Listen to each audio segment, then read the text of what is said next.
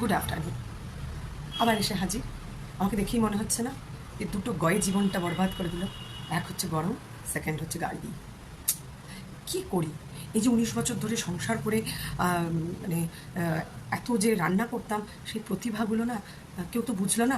তাই ভাবলাম যে ফেসবুকে যখন প্ল্যাটফর্মটা পেয়েছি, তখন আমার প্রতিভাটা একটু প্রকাশ করে দেখি। গরমেও প্রতিভা নিয়ে এসে হাজির।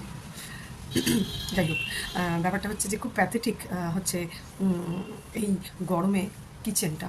বাট যখন একবার কোমর বেঁধে নেমেছি আমার প্রতিভা শেয়ার করতে, যদিও আজকাল ইউটিউব খুললে প্রতিভাই প্রতিভা, ফেসবুক খুললে প্রতিভাই প্রতিভা, মানে এতদিন সত্যি এত মানুষের প্রতিভাগুলো প্রকাশ হয়নি, আমারও হয়নি। তো চলে এসেছি আমি, কোমর বেঁধে সুযোগ পেয়েছি, ছেলে 12 হয়ে গেছে, গার্গি ফ্রি, শুধুমাত্র স্কুল আর সংসার। এবার প্রতিভা শেয়ারে তোমাদের মাথাগুলোকে খেতে হাজির।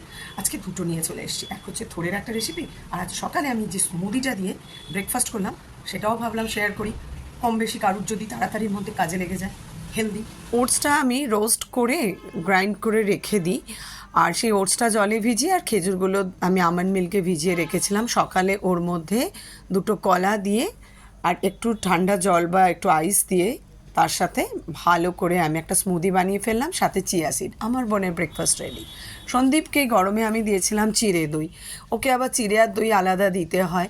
চিড়েটা ভিজিয়ে জ্যাগরি দিয়ে মাখিয়ে আদা আর একটু কাঁচা লঙ্কা থেতো করে দিয়ে মাখাই, আর তার মধ্যে একটু কাজু দিয়ে দিই, আর দইটা আলাদা করে একটু রায়তা বানিয়ে দিয়ে দিই। ওর টিফিন রেডি। চলো এবার আমার থোড়ে রেসিপিটা শেয়ার করি। এই যে তেলের মধ্যে একটু কালো জিরে কাঁচা লঙ্কা ফোড়ন দিয়ে, বা কখনো আমি সর্ষে ফোড়নও দিই, তার মধ্যে আলুটা একটু ভালো করে ভাজা হয়ে গেলে, আমার থোড়টা না ভীষণ কচি ছিল, তাই আমি ওটাকে আলাদা করে আর কোনো বয়েল করিনি, একসাথে দিয়ে খুব ভালো করে মিক্সড করলাম। তার আগে বলি, আমি কিন্তু মুগ ডাল একটু ভেজে জলে ভিজিয়ে রেখেছিলাম, আর যদি কম টাইম ভেজানো হয় তাহলে সেটাকে খুব অল্প একটুখানি আমি বয়েল করে নিই। বয়েল করে নেওয়ার পর যখন এই থোড় আর আলুটা অনেকটা হয়ে আসে, তখন এই যে মুগ ডালটা আমি এর মধ্যে দিয়ে মিক্সড করে নিলাম। এবার এটা খুব ভালো করে নাড়াচাড়া করে কষতে দিই। ভালো মতো কষা হয়ে গেলে ওর মধ্যে একটু জল দিয়ে আবার ওটাকে টানিয়ে শুকনো শুকনো করি। ব্যাস, নুন মিষ্টি দিয়ে ওপর থেকে চিংড়ি মাছটা ছড়িয়ে দিয়ে দিলাম, আর নামাবার আগে নারকেল কোড়া দিয়ে সার্ভ।